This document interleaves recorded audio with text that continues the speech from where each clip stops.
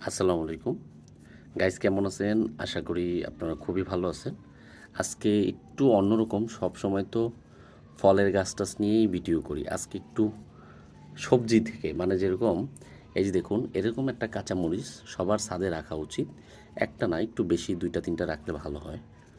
দেখুন, মাশাল্লাহ, পুরা গাছে, এখন পুরা গাছে কিন্তু কাঁচামরিচ ভরে আছে এবং কোনো ডালে বাদ নাই। দেখুন, আগাগোড়া থেকে শুরু করে এরকম একটা মরিচ গাছ যদি আপনি রাখেন আপনার ছাদ বাগানে, তাহলে আপনারা কষ্ট করে মরিচ কেনার প্রয়োজন হবে না। কারণ যখন বৃষ্টি বাদল একটু বেশি থাকে তখন মরিচের দাম কিন্তু অনেক চওড়া থাকে। সেক্ষেত্রে আপনার খরচ বাঁচাবে। আর এটা যে আহামরি কোনো যত্ন হয় তা না।